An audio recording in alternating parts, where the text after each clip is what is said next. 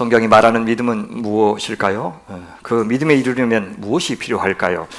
우리는 계속해서 이런 믿음의 성격에 대해서 살펴보고 있는 중입니다. 믿음 중에서도 거짓 믿음이 있고 참된 믿음이 있습니다. 거짓 믿음은 왜 위험하냐? 그 믿음이 나를 속입니다. 또 다른 사람한테도 내가 믿음이 있는 것처럼 보이게 만들기 때문에 위험합니다. 그렇더라도 하나님은 속일 수 없습니다. 그래서 아무리 거짓으로 나와 타인을 속여도 소용이 없고, 그렇게 할수록 더 빠져나올 수 없는 깊은 불신의 수렁으로 우리는 들어갈 뿐입니다. 예수님한테 책망을 들었던 바리새인들, 서기관들, 또 장로들, 제사장들, 그들의 믿음이 거짓 믿음이었어요.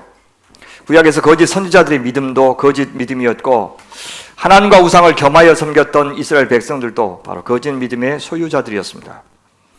그런데요, 그것이 참 믿음이든 거짓 믿음이든 그들이 믿겠다고 결심할 만한 근거와 논리가 바로 그들에게 항상 있습니다. 그래서 그들은 속기도 하고 속이기도 하는 것입니다. 그래서 그 믿음의 논리와 근거가 얼마나 탄탄한지 우리가 살피고 점검하는 건 물론 중요하지만, 그 촘촘한 논리가 참 믿음을 보장해 주는 것은 아닌 겁니다. 우리는 얼마든지 내가 믿는 바를 정당화하려고 빈틈없는 논리를 만들어내는데 참 탁월한 사람들입니다. 그건 예나 어른이나 마찬가지예요. 아직도 기억하는데, 우리 둘 아들 중에서 이 선자가 어렸을 때 분명히 잘못했는데 그 정당하기 위해서 논리를 만들었는데 하마터면 제가 설득당할 뻔했습니다. 어린애가 어떻게 저렇게 자기를 보호하려고 저런 말을 만들어내지? 많이 배운 사람이나 덜 배운 사람이나 마찬가지예요. 내 죄를 죄 안 되게 만들려고 어떤 논리든지 만들어낼 수 있어요. 우리가 내란 계엄으로 잠도 제대로 못 자면서 그렇게 시달렸는데, 그 속에는 아무 일 없었다고 태연하게 말하는 것을 보면서 더 좀 속이 상하죠. 그런데 저는요, 그럼 말도 안 되는 그 주장을 사실로 만들기 위해서 곁에서 변호하고 있는 법 전문가들을 보면서 그들의 많은 공부와 지식과 화술이 오히려 그들 자신을 망치고 있구나, 상황을 더 어렵게 만들고 있구나 하는 씁쓸한 생각이 들었어요. 그래서 한나 아렌트는 생각하지 않고 진부함에 삼키는 것은 참 위험하지만, 동시에 우리가 가진 것들 중에서요, 생각이 가장 연약한 고리다라고 했던 말도 우리는 기억해야 됩니다.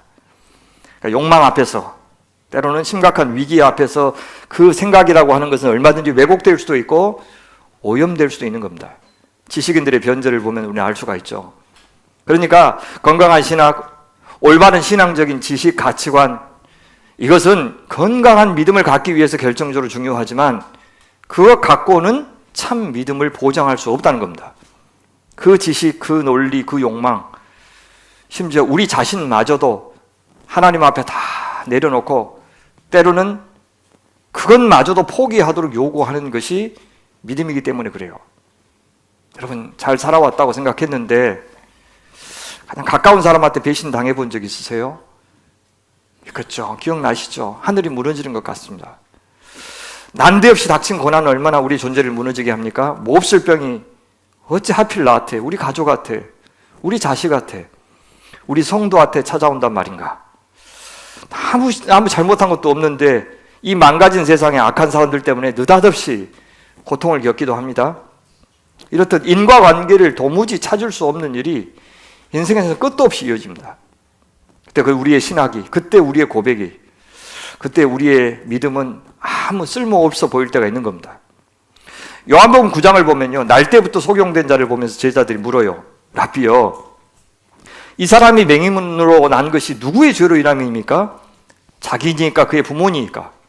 그러니까 제자들은 이 사람의 속용됨과 그 사람 혹은 그 부모 사이에 어떤 인과관계가 분명히 있을 것이라고 생각한 거죠. 하나님 도대체 왜? 라는 질문을 우리는 던지지 않아요? 그러니까 인과관계가 풀려야 그나마 좀 속이 괜찮아질 것이라고 우리는 생각합니다. 이유나 좀 알면 좋겠다라고 억울한 일 당하고 진상조사를 촉구하는 일들이 있죠. 세월호, 이태원, 최상병 사건, 또 항공기 사고, 그 유가족들이 요구하는 것이 그런 것이었죠.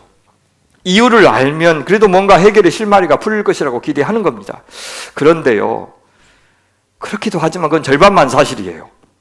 그 이유를 알고 나면 오히려 그 전보다 마음이 더 아플 수도 있고요, 더 충격이 클 수도 있고요, 그래서 차라리 모르는 것이 다시 일어나서 시작하는데 도움이 될 때도 있어요. 더 근본적으로는 그래요. 열심히 노력하면 가까운 이유는 알 수 있을지 모르지만 사실은 우리가 파악해야 되는 이유가 그것이 전부가 아닐 때가 많아요. 무슨 말이냐면 그 이유라고 생각했던 그 원인은 또 다른 원인이 있어서 생겼기 때문입니다. 그래서 우리가 도저히 용서할 수 없는 어떤 사람이 있는데 그 가해자의 형편을 조금 살피고 나면 그 사람 역시 어떤 의미에서는 누군가에 의한 피해자였을 수도 있겠다는 사실을 알게 됩니다. 그러면 여전히 미운 것은 사실이지만 그래도 죽이고 싶을 만큼 미워해서는 안 되겠다는 생각이 들기도 해요. 원인의 원인이 있기 때문에. 그렇습니다. 하나님 믿으면서 우리는 하나님께서 모든 것을 주관하고 계시는 분, 전능하신 분, 모든 것을 다 알고 계신 분이라는 것을 알아요. 그러면서 왜 나한테 미리 알려주시지 않았을까? 왜 그 재난을 미리 막아주시지 않았을까? 그 흔한 우연을 통해서 그 자리에 내가 있지 않게 하실 수도 있었을 텐데 나를 사랑하지 않으시는 건가? 왜 속절없이 이렇게 당하게 하시는 거지? 그렇게 몰맨 소리를 할 수도 있습니다. 그런 하나님에 대해서 너무나도 속상해서 기도한 자리에 안 나올 수가 있어요. 하나님 당신은 참 좋으신 분이고 공평하신 분이고 나를 사랑하신 분이라고, 나를 지키시고 보호하시고 인도하시는 분이라고, 당신은 나의 피난처십니다. 나의 도움 되십니다. 궁극에 내게 승리를 주신 분입니다. 라고 하는 찬양 옆에서 드리는데 같이 따라할 수 없을 때가 있어요. 이렇게 비참하게 나를 내 동생이 치신 그 하나님한테 도와달라고 지켜달라고 구할 만큼의 믿음을 당장 발휘하기가 어려울 때가 있었지 않습니까? 그래서요, 믿음의 진위 여부를 판가름하는 것은 그 믿음이 얼마나 바른 신학에 근거했는지, 얼마나 성경적인지, 얼마나 탄탄한 논리를 갖추었는지가 다는 아닌 겁니다. 심지어 우리는 하나님께 우리가 얼마나 헌신적이었고 열정적이었고 순수한 마음으로 임했는지가 참 믿음의 여부를 판가름하는 것이 아니에요. 어쩌면 제가 겪어보진 않았습니다만 저희 이모 중에 한 분을 보면 그분 전광훈식에 열중한 사람들 중에서요, 몹시 순수하고 열정적인 사람들이 있어요. 우리는 알아도 실천하지 않는데 그분들은 돈도 내고 막 광화문까지 가가지고 행함이 있는 믿음으로, 실천적인 믿음으로 그 믿음을 실천하시는, 어떤 면에서는 우리보다 더 나은 것 같아요. 저는 그런 것을 갖춰도 그것이 참 믿음이 되게 만드는 건 아니에요. 참 믿음이 되는데 반드시 필요한 게 뭐냐? 현실을 수용하는 믿음이에요. 있는 그대로의 오늘의 나를 인정하고 나의 삶의 조건을 수용하는 것이 참 믿음의 시작이기도 하고 끝이기도 해요. 그렇다고 해서 그것은 따지지 않고 덮어놓고 믿는 믿음, 맹목적인 믿음을 말하는 것은 아닙니다. 분명히 올바른 믿음은 우리가 그동안 살핀 대로 추구하는 믿음이어야 되고, 때로는 의심하는 믿음이어야 되고, 때로는 질문하는 믿음이어야 되고, 그래서 꼬장꼬장한 믿음이 필요한 건 맞습니다. 하지만 그래서 형성된 옹골진 믿음 안에는 반드시 수용하는 믿음이라고 하는 요소가 들어있어야 됩니다. 무엇입니까? 그것은 하나님의 침묵에 대해서 같이 침묵하면서 기다리는 것을 말합니다. 내 논리와 내 기대, 내가 갖고 있는 지식으로는 도저히 담아낼 수 없는 현실에 대해서 서둘러 판단하지 않는 태도를 말합니다. 그럼에도 불구하고 하나님을 신뢰하는 믿음. 하나님께서는 내가 모르는 어떤 이유가 분명히 있을 것이야. 그러면 여전히 그래도 살아서 일하고 계시고 나를 사랑하시는 분이다라는 믿음, 그 믿음이 있어야 됩니다. 감정적으로 그때 받아들이기 힘들어도 괜찮아요. 이성적으로 이해할 수 없어도 괜찮아요. 당장에는 행동으로 옮겨지지 않아도 좋아요. 너무 힘들어서 몸져 누워도 좋습니다. 여전히 힘들고 괴롭고 억울하고 답답하지만 그래도 이 시간은 나한테 필요할 거야. 나를 포함한 내 공동체에게도 가족에게도 꼭 필요한 시간일 거야. 무엇보다도 하나님 나라와 하나님의 영광과 하나님의 뜻을 위해서라면 지금 이 시련이 반드시 필요할 거야 라고 믿는 믿음, 그것이 수용하는 믿음입니다. 하나님을 수용한다는 것, 그것은 어떻게 표현될까요? 그것은 이해할 수 없는 상황을 수용하는 것을 통해서, 또한 이해할 수 없는 사람을 수용하는 것을 통해서, 무엇보다 이해할 수 없는 하나님을 수용하는 것을 통해서 표현됩니다. 살면서요, 어지간히 권력이 센 사람이 아니면, 또 가진 것이 많은 사람이 아니면 내가 만나고 싶은 사람과만 만나고 내 간에 맞는 사람과만 어울리면서 이 세상 살 수 있는 사람은 거의 없습니다. 가진 고생을 해서 진짜 원하는 직장 들어갔다고 합시다. 무엇이 기다리고 있습니까? 나를 환영하고 나를 돕고 따뜻하고 친절한 사람만 거기 있지 않을 거예요. 내가 좋아하는 일만 하라고 기회 주시지 않을 거예요. 내 직장이 언제까지나 안정적이지도 않을 겁니다. 나를 동료가 아니라 때로 경쟁자로 여기는 분들이 있을 수가 있고, 심지어 나를 쓰다 담은 자원으로 여기는 사람들도 있을 수가 있고, 내가 모르는 어떤 이미 상처가 있어서 나를 못 믿고 늘 나한테 험하게 대하는 사람도 거기 있을 수가 있어요. 결혼은 어떻습니까? 내가 꼼꼼히 따져서 내 배우자 선택했지만 내가 생각하고 기대한 것과는 전혀 다른 사람일 수도 있고, 자식도 그렇죠. 내가 낳았지만 그 성격, 그 건강, 그 재능 내가 마음대로 정할 수가 없어요. 교회도 그렇죠. 내가 교회 선택했고 그 교회 나를 맡기고 내가 기대고 내가 의탁하고 싶어서 정했는데, 실제로 여기 이 교회에 모인 사람들은 다른 어떤 것보다도 이제 좀 나는 다르게 살아봐야 되겠다, 이제는 좀 사랑이라는 것을 배우고 실천하면서 살아봐야 되겠다, 이렇게 다짐한 사람들이 모였는데도 여전히 거기에는 내가 기다리고 내가 참고 내가 견뎌야 될 사람들이 참 많습니다. 어디 교회가 다 마찬가지예요. 심지어 그 관계 속으로 깊이 더 들어가고 의미 있는 관계를 맺으려고 하면 할수록 더 많은 허들을 우린 넘어야 됩니다. 참 아이러니죠. 상처 안 받겠다고 한다면 사람들로부터 좀 멀찍이 떨어져 있으면 좋겠지만은, 그렇게 하면 우리한테 가장 중요한 것, 신앙에 있어서 가장 중요한 그 사랑이나 믿음이 형성될 수 있는 모판은 우리 안에 이루어질 수가 없어요. 사람들과의 의미 있는 관계가 없이 하나님과의 관계를 기대하기라는 것은 불가능하다는 뜻입니다. 어떤 교리나 지식에 동의하는 것은 할 수 있죠. 감정적인 기대가 채워지는 것은 할 수 있어요. 그러나 내 전인격적인 관계를 맺는 것, 의지적인 관계를 맺는 것은 눈에 보이는 사람이나 상황을 통과하지 않고는 불가능해요. 그런 관계를 맺는 것과 상관없이 그냥 나는 믿겠다라고 하는 사람들은 사실은 자기 기만에 빠져 있을 가능성이 많습니다. 그 사람요, 조금만 건들면, 시험 만나면 금방 껍데기뿐인 자기 신앙 드러날 겁니다.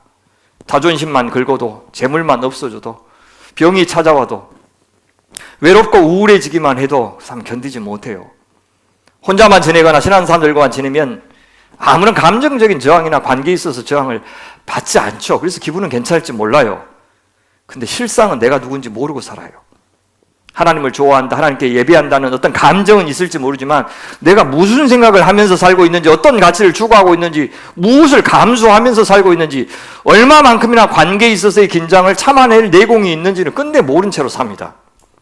그런데 신자들이라면 그런 것을 몰라도 괜찮은 것이 절대 아니에요. 왜요? 그런 건 모르면 내가 하나님을 믿는다는 것이 뭔지를 모르기 때문에 그래요. 마음과 뜻과 힘과 정성을 다해서 하나님을 사랑해야 되는데, 이웃을 사랑해야 되는데 그 말이 무슨 말인지, 내가 그걸 하고 있는지 그렇지 않는지를 몰라요. 그러니까 그리스도인이 아닐 수 있어요. 하나님의 뜻에 순종한다는 말, 하나님을 믿는다는 말을 알 수가 없어요. 결단코 몰라요. 당장 눈에 보이는 사람과 사건과 역사에 참여하지 않으면 어떤 믿음과 소망과 사랑도 말하기 어렵다는 뜻입니다. 그냥 관념 속에서 사는 사람이에요. 그냥 자기 기분 속에서만 사는 사람이에요. 자기가 원하는 하나님 상을 만들어서 그것을 신으로 믿고 있는 사람. 근데 그 하나님은 성경이 말하는 하나님이 아니고, 역사적으로 실존했던 하나님도 아니고, 지금 21세기에도 여전히 나를 사랑하시고 이 역사를 꾸려가시고 결국에는 이 창조의 목표를 이루실 그 하나님은 아닐 수가 있어요. 그러니까 믿음이 아니죠. 바울 서신 가운데 우리 하나됨에 대해서 가장 강조하는 책이 에베소서입니다. 이 에베소서라고 하는 이 편지에서 바울이 다루고 있는 스케일이 얼마나 큰지 몰라요. 시간적으로요, 창세 전부터 시작해서 주님 재림하실 때까지를 다루고 있고요, 공간적으로는 저 하늘에서부터 이 땅까지 다 다루고 있어요. 예수님을 통해서 우리를 구원해서 우리로 하나님의 영광의 찬미가 되게 하실 계획, 창세 전부터 이미 세웠다고 말씀하시고 시작해요. 그리고 그 하나님의 아들의 명예, 그 하나님의 아들의 이름은 이 세상뿐만 아니라 오는 세상, 즉 새 하늘과 새 땅이 완성되는 그 날에도 뛰어난 이름으로 칭송받을 것이다. 오늘 우리가 절대 성령을 근심하게 해서는 안 되는 이유가 있는데, 그것은 우리의 구원의 날까지, 예수께서 재림하시는 그날까지 우리가 그 성령으로 인치심을 받았기 때문이다 라고 말해요. 우리는 지금 땅에 살고 있지만 몸으로는 동시에 그리스도와 함께 죽고 그리스도와 함께 살아서 우리는 영적으로는 지금 하늘에 앉아 있는 것이다, 하나님의 통치에 참여하고 있는 것이다 라고 에베소서에서 이야기하면서 시작해요. 여러분, 그렇게 전 시간과 전 공간을 다 동원해서 우리 하나님의 자녀들 시대마다 두시고 한 번 예수님을 통해서 구원의 역사를 이루시는데 그 궁극적인 하나님의 창조의 목표가 도대체 무엇을 보려고 어떤 나라를 보려고 그렇게 하시는가 그 이유를 말씀하시는데 그것이 1장 10절이에요. 하나님의 계획은 때가 차면 저 하늘과 땅에 있는 모든 것을 그리스도 안에서 그 그리스도를 머리로 하여 통일시키는 것입니다 라고 얘기해요. 그 스케일이요 우주적이에요. 그런데 그 우주적인 엄청난 계획을 실행하시는 과정에서 우리를 사용하시는 하나님의 방법은, 그래서 우리한테 요구하시는 것은 의외로 소박하고 소소합니다. 겨우 그 정도요? 겨우 그 정도만 하면 된다고요? 라는 말이 나올 정도로 우리더러 엄청나게 큰 그 교회 만들라고 하시지 않고요, 커다란 선교단체 조직하라고 말씀하시지 않고요, 각지에서 구름같이 몰려든 인파들로 대형 집회를 열어서 하나됨을 과시하라고 말씀하지 않으셔요. 선교사 파송해서 안 믿는 이웃 하나라도 전도하라고 하신 적이 없어요. 여호수아의 가나안 정복처럼 내가 도와줄 것이니 로마 제국 물질로 이겨서 가시적인 하나님 나라 만들어내라고 하시지도 않아요. 그럼 뭐하라고 그러십니까? 놀랍게도 겨우 한 30명 정도 40명 정도 되었을 법한 에베소 교회 안에 있는 이방인 신자들과 유대인 신자들이 하나가 되라고 요구하셔요. 아니 그 정도 하면 되는 거예요? 아니 하나님의 계획은 이렇게 놀랍고 큰데 성도로서 제가 해야 될 일은 겨우 그 정도예요? 그거라도 잘하라고 이야기하십니다. 교회 안에 신자들끼리 싸우지 말고 성령에 충만하여 시와 찬미와 신령한 노래를 부르면서 예배하고 잘 사는 것부터 시작해라.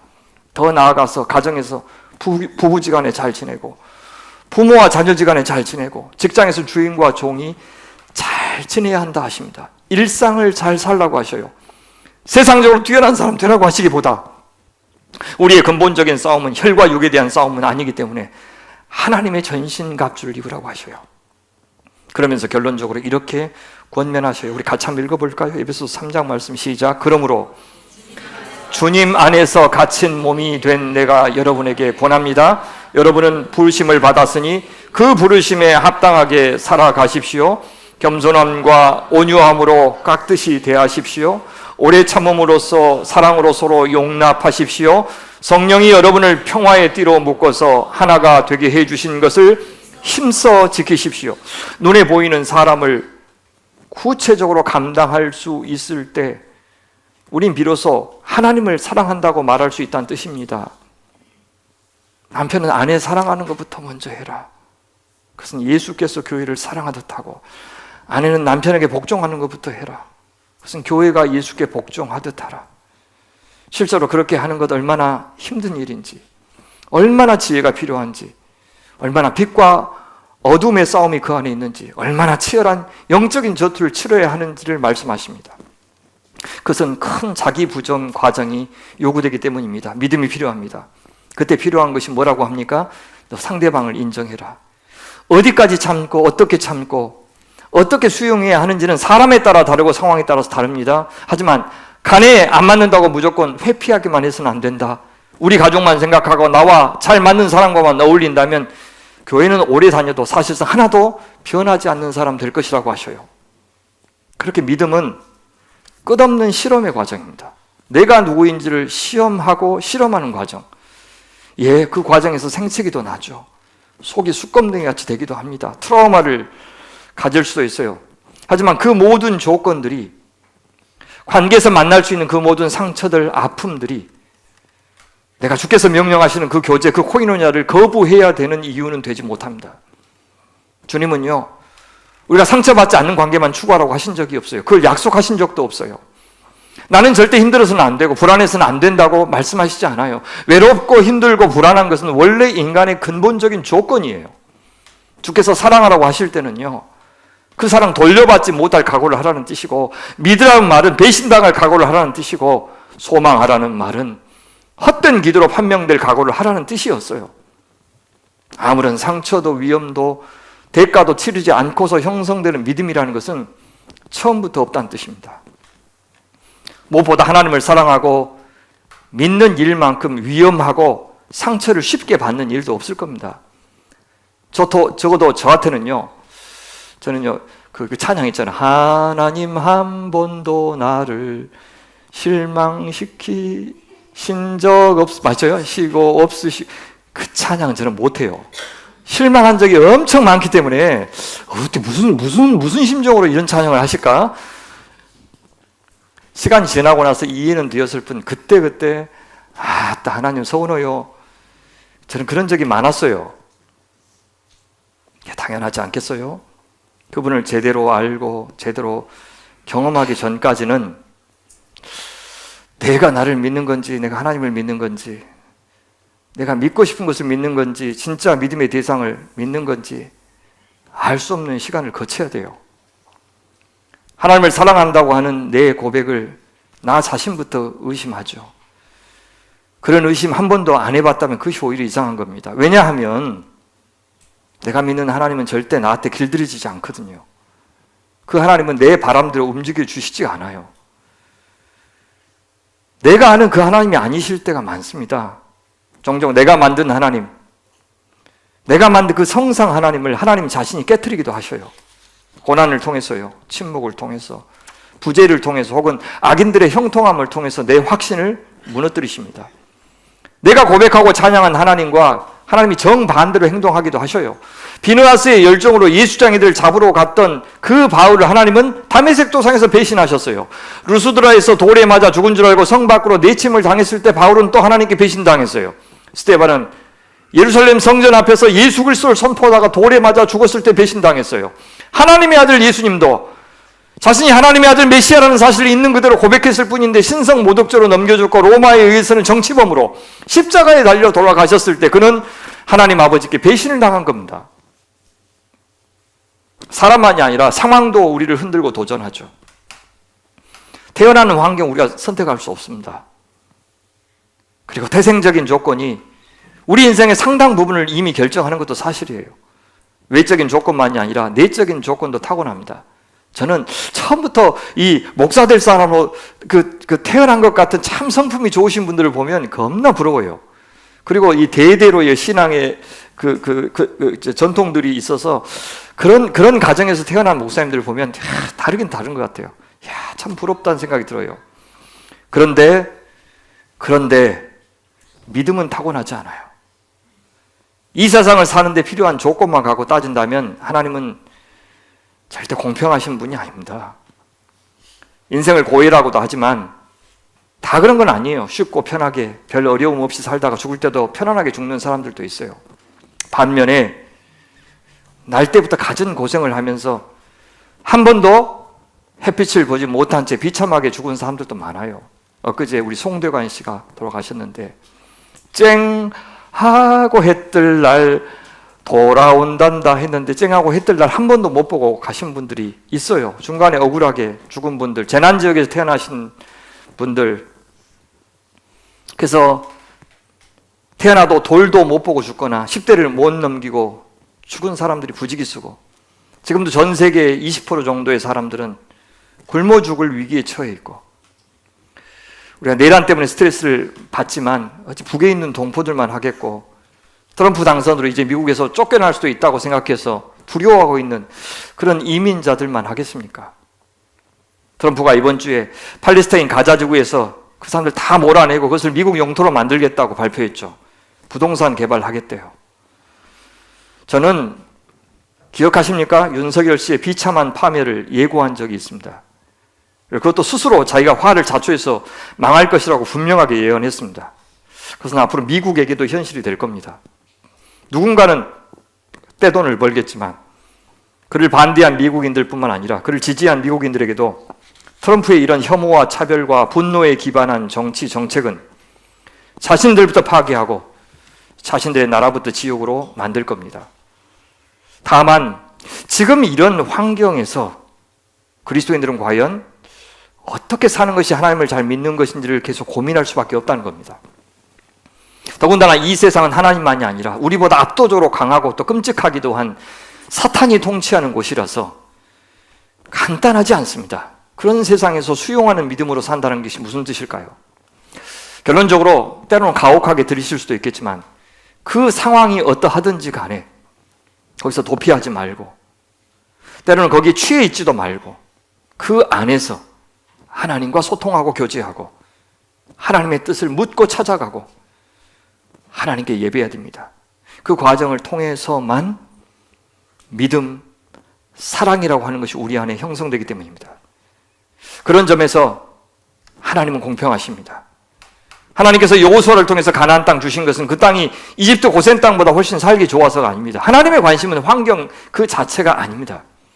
오히려 창조주 하나님께서 이 땅에 있는 혼돈을 처음 창조하실 때 그대로 두셨어요. 제거하신 게 아니고 이 백성이 하나님을 떠났을 때는 그 땅이 더 큰 혼돈을 사람들에게 주도록 허락하셨어요. 기근도 홍수도 주시죠. 옆 나라들도 괴롭게 하시죠. 하나님은 젖과 꿀이 흐르는 가나안 땅이 지옥 같은 땅이 되게도 하셨어요. 왜 그렇게까지 하십니까? 하나님 나라의 궁극적인 목표는 신간편하게 잘 먹고 잘 사는 것이 아니라 하나님 닮은 백성의 창조, 존재하는 모든 생명들에게 하나님의 복을 나눠줄 줄 아는 백성의 창조, 그것이 목표이기 때문에요. 믿음의 백성 창조, 사랑의 백성 창조.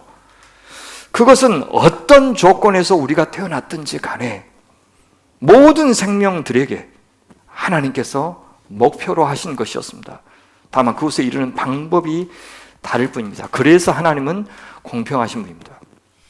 그래서 우리가 고단한 흙수저로 태어났더라도 어둠의 세력이 그 배후에 있는 이 치열한 역사적인 조건으로부터 도피하지 않고 나만 잘 되면 그만이라고 생각하지 않고 그 혼돈의 조건에서도 하나님과 이웃을 사랑하고 신실한 믿음의 사람이 된다면 그는 하나님이 원하시는 그런 목표에 이르렀다 그렇게 말할 수가 있는 겁니다. 그래서 역사에 무임승차하거나 교회에 무임승차한다면 참 믿음이 이룰 수 없습니다. 내가 기도해야 됩니다. 내가 봉사해야 되고 내가 함께 고민하고 함께 마음을 나누고 함께 시간을 나누고 함께 물질을 나누어서 내가 이 나라, 이 교회, 이 가정, 이 직장 만들어 가야 합니다. 그것이 소명의 의미고 그것이 사명의 의미입니다. 추수의 결과가 우리한테는 의미 있고 중요하기도 하지만 우리가 어떤 사람이 그 과정에서 되는지와 비교할 때 그것은 아무것도 아닙니다. 심지어 우리는 진짜 결과를 못 보고 죽는 경우가 대부분이고요. 진짜 원인을 알 수 없는 것과 그것은 똑같아요. 내가 아무리 신실해도 우리 교회는 어려워질 수 있고 우리나라도 어려워질 수 있고 우리 가정과 직장도 어려워질 수 있어요. 결과는 우리가 보장 못해요. 그러나 그 과정에서 내가 어떤 사람이 되는지 결국 죽을 때 그것만 남는다 그 말입니다. 이 험한 세상에서 각각의 상황에서 각각의 사람들과의 관계에서 도대체 어떻게 하는 것이 믿음인지에 대해서 섣불리 정답을 아는 사람이 없습니다. 저도 그래서 막막하고 어려울 때는 찾아가서 조언이나 자문을 구하는 선배님들이 계시고 친구도 있고 동료도 있습니다. 저를 찾아와서 도움을 청하는 분들도 있고요. 목사로서 목양한다는 것은 이렇게 성도들의 삶에 직간접적으로 관여하는 겁니다. 아는 만큼 성경의 원리를 가르쳐서 그분들이 하나님과의 관계에서 현재 자기의 처한 상황을 해석하고 그래서 어떤 자리에서 어떻게 처신하는 것이 주님께서 기뻐하시는 믿음의 존재인지를 판단하도록 그렇게 돕는 역할을 제가 합니다. 우리가 점점 우리 눈앞에 전개되는 현실에 대해서 우리에게 붙여주시는 사람들에 대해서 하나님께서 일하시는 방식을 하나님께서 마음에 쓰시는 방식을 알고 거기에 익숙해져 가는 것, 그것을 지혜라고 그래요. 수용하는 믿음은요, 정답을 아는 문제가 아니라 그건 끝내 몰라요. 그 지혜를 가지고 해답을 찾아가는 과정을 말해요. 그 과정에서 우리도 하나님처럼 지혜로워지는 것, 하나님을 더욱더 경외하게 되는 것, 그리고 낯선 사람들과 다양한 상황 앞에서 내 작고 부족함을 인정하게 되는 것, 그리고 하나님의 위대하심을 자랑하게 되는 것, 그것이 수용하는 믿음을 갖게 된다는 말의 뜻이에요. 사람 앞에서든 상황 앞에서든 이렇듯 하나님께 자유를 드리는 것이 참 믿음입니다. 하나님을 사랑하는 일, 하나님을 믿는 일, 그것은 하나님께 자유를 드리는 일입니다. 그 출발이 바로 현실을 있는 그대로 수용하는 것, 서둘러서 해석하지 않고 단정적으로 결론을 내리지 않고. 그런데 그것은 맹목적인 믿음이 아니라고 그랬어요. 블라인드 페이스가 아니고 무조건적인 믿음, unconditional faith예요. 무슨 말이냐면 무언가를 해주시면 믿겠다고 조건을 걸지 않는 믿음, 그것이 수용하는 믿음, 참 믿음이라는 것입니다. 저는 대표적으로 마태복음 15장에 나오는 수로보니게 여인한테서 이 수용하는 믿음을 보았어요. 이방 여인이죠. 예수님이 이방 사람들이 많이 살고 있는 두로와 시돈 지방에 가셔서 하나님 나라 복음을 전하시네요. 그걸 듣고 여인이 예수께 나와서 자기 딸 살려달라고 간청합니다. 다윗의 자손이신 주님, 나를 불쌍히 여겨주십시오. 내 딸이 귀신이 들려 괴로워하고 있습니다. 우리가 보기에 가난한 여인인데도 어떤 유대인보다, 심지어 어떤 유대인 종교 지도자들보다 예수님을 더 잘 이해하고 있어요. 그렇게 불신하고 있는 유대인들을 상대하는 이렇게 겸손한 이방인, 그것도 남자가 아닌 여자를 구원하는 것이 훨씬 더 사랑 많으신 예수님에게 어울리는 일처럼 보여요. 특히 구약에서 하나님은 어떤 분입니까? 자기는 제사를 싫어하고 상하고 통회하는 심령을 더 기뻐하신다고 말씀하셨으니 이 여인의 간구 금방 들어주실 것 같아요. 근데 예수님의 반응을 보니 충격적입니다. 예수님 답지 않아 보여요. 오히려 예수님이 여인을 무시하는 것처럼 보입니다. 그것을 본 제자들이 오히려 더 당황했어요. 왜냐하면 정작 유대인 지역에서는 자격 없어 보이는 사람들에게 더 잘해주셨으면서도 이방인 지역에 와서는 이 이방 여인한테 쌀쌀하게 대하시니 어리둥절했을 겁니다. 그래서 제자들이 나서요. 예수께서 한마디도 대답하지 않으셨다. 그때의 제자들이 다가와 예수께 간청하였다. 저 여자가 우리 뒤에서 외치고 있으니 그를 안심시켜서 떠나보내 주십시오. 얼마나 간절하게 구했는지를 알 수가 있죠. 저렇게 계속 귀찮게 시끄럽게 요구하니 차라리 들어줘서 얼른 보냅시다. 그렇게 한 거죠. 예수님이 어떻게 반응합니까? 나는 오직 이스라엘 집에 길을 잃은 양들에게 보내심을 받았을 따름이다. 믿기지 않는 반응이에요. 예수님한테 이런 차별하는 면이 있었나? 아무리 중요한 하나님의 뜻이 있어도 당장 죽어가는 어린 딸을 무시해도 좋을 만큼 그것이 중요하다고? 더구나 이스라엘 집에 잃어버린 양들을 챙기기 위해서 아직은 이방 어린 양들을 챙길 시간이 없다고 하시는 이 말씀, 민족주의적인 편견 없이 어떻게 들을 수가 있지? 약 올리는 것도 아니고 그럴 거면 이방 지역에 왜 오셨다는 거지? 그런데 이 여인은 이런 말을 듣고도 포기하지 않아요. 당연하죠. 자기 딸을 확실히 고칠 수 있는 분인 것을 아는데 한 번 거절당했다고 단번에 포기할 어머니가 어디 있겠습니까? 그러나 그 여자는 나와서 예수께 무릎을 꿇고 간청하였다. 주님, 나를 도와주십시오. 그런데 예수님은 이번에는 아예 쐐기를 박는 거절의 말씀을 하셔요. 그 냉정함이 도를 넘은 것처럼 보여요. 예수께서 대답하셨다. 자녀들의 빵을 집어서 개들에게 던져주는 것은 옳지 않다. 이번엔 단박에 옳지 않다라고 단정짓습니다. 가난한 여인을 개라고 표현하십니다. 아무리 유대인들이 평소에 이방인들을 개라고 불렀더라도 예수님은 달라야 하지 않겠습니까? 이것은 충분히 모욕적인 말로 들렸을 겁니다. 특히 여기 옳지 않다는 말은 하나님의 뜻이 아니란 뜻이에요. 너 더 나한테 요구하면 그건 하나님의 뜻을 거스르는 것이야 라고 하시면서 아예 단념하게 만드십니다. 정말 냉정하십니다. 수로보니게 여인은 이런 상황에서 어떤 반응을 보입니까? 사실 우리를 더 놀라게 하는 것은 예수님의 심한 말이 아니라 이 수로보니게 여인의 반응이에요. 그 여자가 말하였다. 주여 올소이다. 오늘 저희가 나누고 싶은 수용하는 믿음이 이것입니다. 주여 올소이다 라고 이 순간에 이렇게까지 하시는데도 대답하는 믿음. 주님께서 나를 무시하는 말씀을 하셔도, 내 요구에 침묵하시고 심지어 거절하셔도 주님이 그래도 옳다고 인정하는 것이 믿음입니다. 물론 아무 고민이나 망설임 없이 그렇게 해야 된다는 뜻은 아닙니다. 하지만 주님에게 서운해서 신앙에서 떠나야 될 이유가 수만 가지가 넘는다 해도 결국엔 주여 그래도 당신이 옳습니다 라고 대답하는 것이 믿음입니다. 주님이 내 요구를 들어주시는 것이 당연한 것이 아니라고 믿는 것, 주님은 얼마든지 마땅하게 보이는 내 요구를 거절하실 권리가 있음을 인정하는 것, 그것이 믿음입니다. 수용하는 믿음은 하나님의 수용을 당연하게 여기지 않는 것을 말합니다. 우리 기도하는 것을 잘 들어보면 마치 맡겨놓은 것 찾아가는 듯이 요구할 때도 있습니다. 하나님이 나한테 엄청 많이 빚을 졌는데 이제 그 하나님이 신세 감는 심정으로 나한테 잘해주셔야 된다고 그렇게 기도하는 것이 들리기도 합니다. 그런데 그런 것은 믿음이 아닙니다.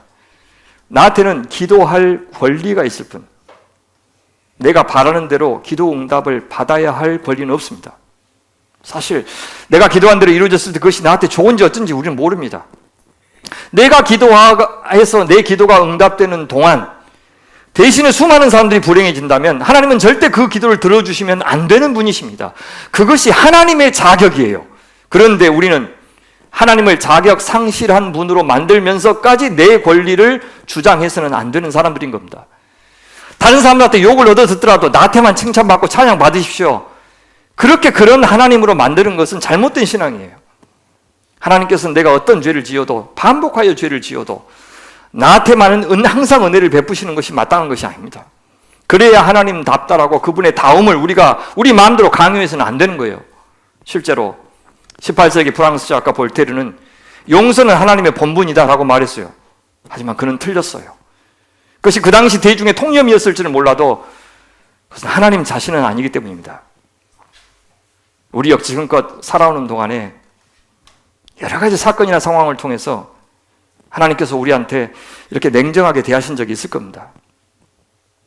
아니, 누군가에게 신앙적인 조언이라고 하면서 매우 냉정한 말을 듣기도 했을 거예요. 저도 그런 말을 들으면 당시에는 몹시 감당하기 힘들지만 또 제가 지금 여러분 앞에서 이렇게 믿음에 대해서 말할 수 있는 것은 좀 시간이 걸렸을 뿐이지 그 상황, 그 말들을 그래도 하나님으로부터 나온 것으로 받아들이기 위해서 애썼기 때문입니다. 실제로 그랬어요. 들을만 하니까 내가 그 소리 듣는 거겠지. 당할만 하니까 그런 일 주셨겠지. 감당할만 하니까 내가 받은 시험이지 라고 여기면서 기도하고 더 공부하고 더 침묵하고 변명하는 거 그만하고 누군가의 탓으로 돌리지 않으려고 애를 썼어요. 오늘 제가 여전히 부족하지만 이만큼이라도 여러분 앞에 서기까지는 저를 칭찬하고 격려하고 응원해 주신 그 빛나는 말들, 따스한 말들이 있었습니다. 동시에 저를 책망했고 조언했고 심지어 저에게 모욕을 준 말들도 오늘 저를 만들었습니다. 사실 나는 그보다 더 심한 말을 들어야 마땅한데 그들이 몰라서 이 정도에 그친 것이지 라고 생각하며 견뎠습니다. 그 모든 것들 하나님의 처분이고 또 하나님의 기도 응답이라고 여기면서 수용해 왔던 겁니다. 믿음은요, 하나님의 은혜가 침묵하는 것을 견디는 것이기 때문입니다.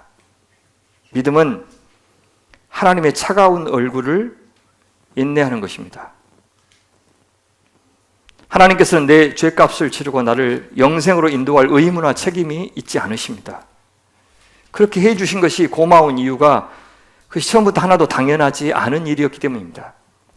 그래서 그것을 굳이 은혜라고 부르는 겁니다. 공짜이기 때문에 은혜라고 부르는 것이 아닙니다. 공짜는 무슨 공짜입니까? 자기 아들의 피값으로 주신 용서고 생명인데 절대 공짜일 수가 없죠. 다만 자격이 하나도 없는 자에게 먼저 어떤 조건 요구하지 않으시고 내미시는 구원의 손길이었기 때문에 우리는 그토록 고마운 겁니다.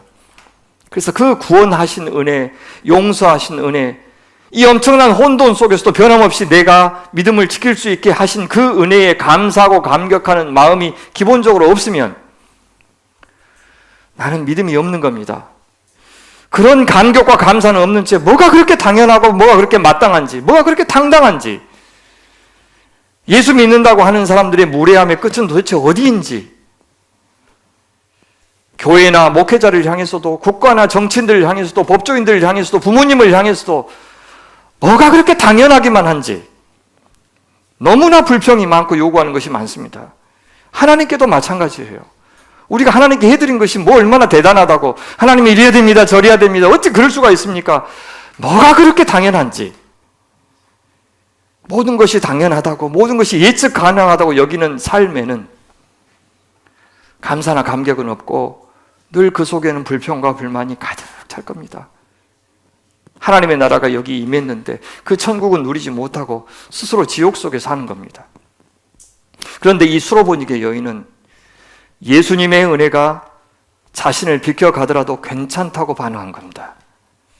물론 잘 이해할 수 없었겠고 속상했겠지만 그래도 변함없이 당신은 다윗의 자손 메시아인 것 맞다고 인정한 겁니다. 그렇다고 해서 이 여인이 즉시 예수님을 떠날 생각도 없었고요, 저주할 마음은 더욱더 없었습니다. 그녀는 다만 이렇게 반응합니다. 주여, 당신이 옳습니다. 그런데 여인은 여기서 멈추지 않아요. 다 체념하고 돌아가서 죽어가는 딸에게 가지 않았습니다. 대신 이 말을 덧붙이고 있어요. 그러나 개들도 주인의 상에서 떨어지는 부스러기는 얻어먹습니다. 가만히 생각해 보면 예수님의 거절을 수용했던 말, 주님 옳습니다라는 말과 여기 여인의 부탁을 들어보면 사실 앞뒤가 안 맞는 반응처럼 보입니다. 전혀 논리적이지 않아요. 그런데 나중에 이 여인의 반응에 대한 예수님의 처신을 보면 여인의 반응이 불신한 건 아니에요. 도리어 예수님은 이런 비논리적이고 일관성이 없어 보이는 반응을 믿음이라고 인정하시고 있어요. 아니, 그 전에 예수님이 가르치신 기도에 벌써 이 비논리가 먼저 나옵니다. 예수님은 손수 비논리적인 믿음에 대해서 가르치신 거예요. 어떻게 해요? 먼저는 하나님의 뜻이 하늘에서와 같이 땅에서도 이루어지기를 빌어라, 이렇게 가르치셨습니다. 그러면서 곧장 뭐라 그래요? 일용할 양식을 포함해서 이 세상에서 너희에게 필요한 것도 구하라고 이야기하십니다. 아니, 앞뒤가 안 맞잖아요. 너희가 구하기 전에 있어야 될 것을 다 아시는 하나님, 알아서 다 해주실 것이니 체념하고 아무것도 구하지 말라 하셔야 논리적으로 맞는데 어떻게 해요? 그러므로 너희는 이렇게 기도하라, 구하라, 찾으라, 구하라, 두드리라. 옳습니다 라고 말하고 나서 그래도 딸을 살려달라고 구하는 이 수로보니게 여인처럼 네가 해라 라고 가르치신 거예요. 나를 사랑하시니까 알아서 다 해주시겠지 하지 말고 구하라, 두드리라. 그렇다면 예수님께서 진정 요구하시는 믿음, 수용하는 믿음은 어떤 것이라는 겁니까? 그래요. 내가 무엇을 기도해도 그 기도가 하나님의 뜻 가운데 이루어질 수 있는 그 하나님의 능력에 맡기는 것이 수용하는 믿음이에요. 그렇게 하실 만큼 주님은 나를 사랑하신 것을 믿고 하나님의 능력을 믿고 하나님의 지혜를 믿는다는 뜻입니다.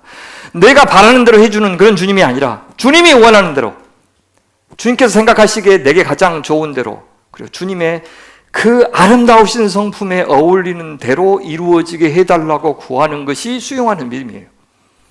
그런 점에서 수용하는 믿음, 인정하는 믿음은 체념하는 믿음은 아니에요. 끝까지 하나님께 대한 애정, 현실 역사에 대한 애정, 그리고 이 현실 역사에 대한 내 책임감과 하나님의 책임감을 붙잡고 놓지 않는 것이 수용하는 믿음입니다. 수로보니게 여인의 상황은 정말 막막했어요.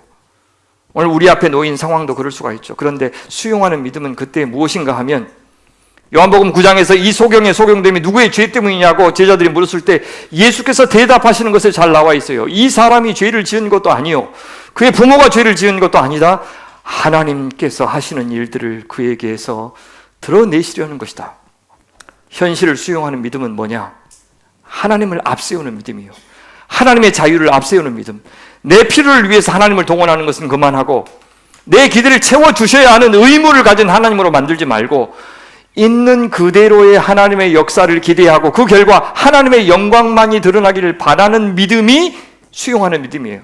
그리고 반드시 그렇게 될 것이라고 하는 믿음이 수용하는 믿음이에요. 그것을 당장 지금 내 실력으로 수용하기 어렵다 하더라도 언젠가는 하나님께서 나를 감동시키시고 가르치시고 설득하시고 납득시키실 것이고, 그래서 지금보다 훨씬 더 영롱하고 아름다운 찬양을 진심으로 드릴 수 있는 사람으로 나를 만드실 것이라고 믿고, 지금 잘 안 믿어지지만 그런 나를 하나님 앞에 내어 맡기는 것, 그것이 수용하는 믿음입니다. 하박국 선지자는 악한 유다를 더 악한 바벨론 갖고 심판하시겠다는 하나님의 계획을 듣고 아연실색했어요. 그러나 그렇게 실망스러운 하나님을 나 더 의지 못하겠어, 자기 백성 하나 지키지 못하시는 하나님 자격도 없습니다라고 떠나지 않았어요. 그 대신 하나님의 대답을 끝까지 기다렸고 진지하게 청취했어요. 중간에 더 들어봤자 소용없다면서 떠나지 않은 겁니다. 이에 하나님은 이 유다의 멸망이 당신의 하나님 나라 언약 파기가 아니라고 말씀하셔요. 유다의 상태, 하박국 네가 생각한 것보다 훨씬 심각하다. 도대체 어떻게 다루어야 하나님다운지 그것도 중요하지만 어떻게 다루어야 이 유다한테 가장 좋은지 네가 아는 것이 아니라 하나님 내가 안다. 이전처럼 잠시 사랑의 매 몇 대 맞으면 각성되는 정도의 수준 이미 지났다. 그들은 이미 더 이상은 하나님 안 믿는 사람이고 이방인들보다 더 이방인 같은 자들이 되었다 라고 말씀하셔요. 그렇다고 해서 하나님 나라 계획을 포기하신 것도 아니었습니다. 언약을 스스로 깨트리실 생각 추호도 없으시다고 하십니다. 이 거대한 심판을 통해서 믿음의 사람, 의인을 창조하실 것이라고 계획을 말씀하셔요. 이제 바벨론을 심판의 도구로 쓰신다는 말이 바벨론의 악에 대해서 방주한다는 의미도 아니라고 말씀하십니다. 바벨론도 나중에는 그 악행에 합당한 심판 받을 것이라고 하셔요. 이런 하나님의 설명을 듣고 아브라함이 아니라 하박국이 반응한 것이 3장에 나옵니다. 그것은 한마디로 수로보닉의 여인의 대답과 같아요. 주여 당신이 옳습니다. 그것을 이렇게 표현하죠. 우리 2절 말씀 같이 읽어볼까요? 시작. 주님, 내가 주님의 명성을 듣습니다. 주님께서 하신 일을 보고 놀랍니다. 주님의 일을 우리 시대에도 새롭게 하여 주십시오. 우리 시대에도 알려주십시오. 진노하시더라도 잊지 마시고 자비를 베풀어 주십시오. 그는 하나님의 처분을 수용하고 있습니다. 주님의 일을 우리 시대에도 새롭게 하여 주십시오. 이 시대, 그러니까 하박국 자신이 살고 있는 이 시대에 내가 죽고 나서 심판하라는 말이 아니고 내가 살고 있는 이 시대의 바벨론을 통해서 이스라엘 심판해 주십시오라고 이야기합니다. 하지만 그런 심판 중에라도 진노하시더라도 잊지 마시고 자비를 베풀어 달라는 말도 덧붙입니다. 이것은 마치 수로보닉의 여인이 그러나 개들도 주인의 상에서 떨어지는 부스러기는 얻어먹습니다라고 말하면서 부스러기 은혜를 구했던 것과 같은 심정입니다. 하나님의 심판과 하나님의 자비, 하나님의 정의와 하나님의 사랑이 전혀 모순되지 않는다고 그는 믿었던 겁니다. 그 부스러기 은혜가 어떤 식으로 표현될지 구체적으로 우리가 정할 수 없습니다. 정해서도 안 됩니다. 하지만 이 묵시는 정한 때가 있나니 그 종말이 속히 이르겠고 결코 거짓되지 아니하리라. 비록 더딜지라도 기다리라. 지체되지 않고 반드시 응하리라. 보라, 그의 마음은 교만하여 그 속에서 정직하지 못하나. 바벨론 이야기죠. 의인은 그의 믿음으로 말미암아 살리라 하셨던 하나님의 성품에 어울리게, 하나님의 약속에 어울리게 하나님의 계획은 반드시 응답될 것이라고 하박국은 믿었어요. 이건 역시 수로보닉의 여인이 다윗의 자손 예수 메시아 그분에게 어울리는 방식으로, 그것이 설령 지금 자기 딸의 목숨을 살리는 방식으로 끝내 이루어지지 않더라도 마침내는 이루어질 것이라고 믿은 것과 같은 태도입니다. 이것이 수용하는 믿음이에요. 하박국은 처음에 자기 조국 유다의 죄악을 보면서 하나님 도대체 언제까지 이 악함을 참으시겠습니까? 라고 항의했죠. 이 하나님께서는 나 가만히 있지 않는다. 나도 보고 있다. 저 갈대아 사람 바벨론을 통해서 심판하겠다고 하시자 그는 빡쳤습니다. 그런데 그런 더 큰 혼돈을 통해서 마침내 믿음의 사람들, 의인들의 나라를 만드시겠다고 한 하나님의 더 궁극적인 계획을 듣고 나서 하박국은 찬양하지 않을 수가 없어요. 그 찬양이 그 유명한 바로 17절과 18장 찬양입니다. 같이 한번 봉독해 볼까요? 시작. 비록 무화나무가 무성하지 못하며 포도나무에 열매가 없으며 감람나무에 소출이 없으며 밭에 먹을 것이 없으며 우리의 양이 없으며 외양간에 소가 없을지라도 나는 여호와로 말미암아 즐거워하며 나의 구원의 하나님으로 말미암아 기뻐하리로다. 잔인하기로 소문난 바벨론에 의해서 자기 조국이 멸망당하는 현실, 더는 돌이킬 수 없는 현실이 엄연한데 기쁘면 얼마나 기쁘고 즐거우면 얼마나 즐겁겠습니까? 하지만 그 심판 뒤에 반드시 찾아올 새로운 창조를 생각하면 찬양하는 것도 마땅한 반응이었습니다. 여기 무화과나무가 무성하지 못하고 포도나무에 열매가 없고 감람나무에 소출이 없고 밭에 먹을 것이 없고 우리의 양이 없고 외양간에 소가 없는 현실은 바로 바벨론에 의해서 초토화된 예루살렘의 상황을 말합니다. 그런데도 즐거워할 수 있는 것은 철저히 비논리적이죠. 하지만 신앙적입니다. 그것은 여호와 때문입니다. 그분에 대한 신앙 때문입니다. 나는 여호와로 말미암아 즐거워하며 나의 구원의 하나님으로 말미암아 기뻐하려다. 그런 찬양 중에도 그에게 두려움이 여전했습니다. 찬양과 두려움이 공존했습니다. 그래도 신앙입니다. 현실은 현실이었기 때문입니다. 그래서 말합니다. 그 소리를 듣고 나의 창자가 뒤틀린다. 바벨론이 쳐들어올 것이라는 소리를 듣고 벌써 창자가 뒤틀리고 입술이 떨리고 나의 뼈가 속에서 썩어 들어가고 내 다리가 후들거리고, 그러나 나는 우리를 침략한 백성이 재난당할 날을 참고 기다리겠다. 하나님의 심판의 날을, 그 바벨론도 심판당할 날을 참고 기다리겠다. 하지만 동시에 주권자 하나님께 대한 이 나라와 이 백성과 함께 하시는 그 하나님에 대한 현실도 엄연한 현실이었습니다. 그래서 이렇게 고백하죠. 주 여호와는 나의 힘이시라. 나의 발을 사슴과 같게 하사 나를 나의 높은 곳으로 다니게 하시려다. 비논리죠. 마치 조울증 환자 같아요. 두려움의 창자가 뒤틀리고 다리가 후들거린다고 했으면서 동시에 자기 발이 사슴과 같이 높은 곳을 마음 놓고 뛰어다니기도 한다고 고백하고 있기 때문입니다. 그래서 이 찬양은 활기찬 장조의 찬가일 수가 없습니다. 비장한 단조의 찬양으로 만들어야 돼요. 무화과 나무 잎이 마르고 이렇게 율동하면서 부를 수 없는 찬양이에요. 그래서 송정미 사모님한테 사모님 이 본문이 이런데 곡 작곡 하나 해주십시오라고 부탁해서 약속 받았어요. 근데 아직까지 소식이 없어요. 근데 이제 최근에 지금 미국의 프린스턴 신학교의 음악 오르간 담당이신 자매 우리 교회에서도 한번 왔었는데 그 자매가 작곡을 해준다고 했어요. 올 한 해 제가 작시를 하면 본인이 작곡을 하겠다고 그렇게 약속하고 돌아가서 이 곡 한번 다시 작곡했으면 좋겠어요. 정말 비장한 단조로 이 비논리적인 참담한 심판이 있겠지만 그 안에 소망을 놓지 않는 찬양할 수밖에 없는 이 두 가지 어울리지 않는 정서가 함께 그런 노래, 그런 찬양입니다. 사실 이 비논리가 신앙이에요. 마냥 기쁘기만 하는 인생이 어디 있습니까? 하나님 믿어도. 마냥 슬프기만 하고 낭망하기만 하는 그것이 어떻게 신앙일 수가 있겠어요? 여전히 이해가 안 되고 두렵고 불안하지만 동시에 그렇다고 안 믿는 것도 아닌 것이 수용하는 믿음입니다. 그런 두려움, 그런 불안 속에서 드리는 우리의 찬양 결코 위선적인 것이 아니고요. 그 기도가 거짓이 아닙니다. 언젠가는 이 비논리가 될 날이 오겠지만 오늘 우리는 이 두 가지 상태를 모두 한 몸에 한 영혼 안에 품고 살아갈 수밖에 없어요. 이미와 아직 사이에 긴장 속에 사는 바로 이 시대에 어쩔 수가 없습니다. 모순적인 존재로 우리는 살 수밖에 없어요. 그것은 하나님 한 분만 믿고 도저히 수용하고 싶지 않은 현실을 수용하였기 때문에 생기는 정서입니다. 내가 품고 끙끙 앓으며 해결하려고 노력한다는 뜻이 아니라 그 모든 조건들을 하나님 앞에 올려드린다는 뜻입니다.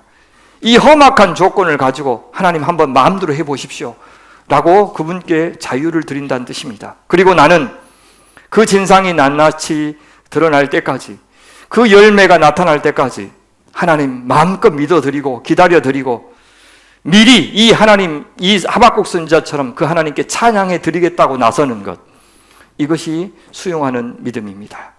말씀 맺겠습니다. 수용하는 믿음은 주여 옳습니다. 제 부탁 안 들어주셔도 됩니다. 저를 그냥 지나치셔도 좋습니다. 처음부터 저한테는 그럴 자격도 권리도 없었습니다 라고 말하는 겁니다. 동시에 그럼에도 불구하고 여전히 하나님께서 저를 사랑하신 줄 믿습니다. 이것이 하나님께도 그리고 저에게도 가장 좋은 시간인 줄 믿습니다. 언젠가는 지금보다 훨씬 더 흔쾌히 주님의 처분을 수용할 줄 알게 하여 주시옵소서라고 기도하는 것이 수용하는 믿음입니다. 사랑하는 여러분, 오늘 우리에게 주신 여러 조건들, 사람들을 한번 생각해 봅시다. 우리 가정에게, 우리 교회에게, 우리 직장에게, 우리 나라에게 허락하신 상황들이 있습니다. 그거 외면하지 맙시다. 회피하지 맙시다. 다 안다고 생각하지도 맙시다. 나와 상관이 있어서 보내신 조건이고 형성해 주신 요건입니다. 다 내가 해결하라고, 혼자 해결하고 주신 조건 아닙니다. 주님 경험하라고 주신 조건입니다. 때로 버티고 견디고 당하면서도 그냥 참는 도리밖에 할 것이 없을 수가 있어요. 기도 말고 할 것이 없고 마음 아파하는 것밖에는 할 것이 없을 수도 있어요. 그렇더라도 우리는 계속해서 응시합시다. 귀를 기울입시다. 그 현장에 촉수 갖다 대고 예민하게 반응합시다. 왜요? 그 현장이, 그 조건이, 그 상황이, 그 연약함이 바로 하나님께서 지금 가장 크고 선명하게 당신을 드러내시고 당신을 말씀하시는 통로이기 때문입니다. 그리하여 우리의 마음이 주님의 마음이 되게 하시는 것이 이 모든 과정의 최종 목표입니다. 참 믿음은 그렇게 수용하는 믿음, 그렇게 받아들이는 믿음, 그렇게 인정하는 믿음이에요. 그것은 주님을 향한 사랑과 신뢰에서 나오죠. 그러니 우리 하나님 그 사랑 커지게 도와주십시오라고 기도합시다. 더 부대끼고 더 상처받고 더 감정의 대가 치를지도 모릅니다. 우리 그렇게 합시다. 그렇게 하지 않고 편안하게 살 권리만 주장해서는 하나님 사람 못 되니까요. 하나님께 대한 우리의 믿음이 온전해지도록 눈에 보이는 사람, 곁에 있는 사람, 함께하는 사람, 그리고 허락하신 이 역사에 더 충실한 소명의 가족들 다 되시기를 간절히 바랍니다. 하나님 아버지, 믿어지기 때문에 믿고, 믿어야 하기 때문에 믿는 데서 더 나아가 주님 때문에 믿고, 주님 때문에 미리 감사하고, 주님 때문에 여전히 사랑하고 용서하는 믿음, 그 수용하는 믿음의 사람으로 저희를 빚어 주시옵소서. 예수님의 이름으로 기도하옵나이다. 아멘.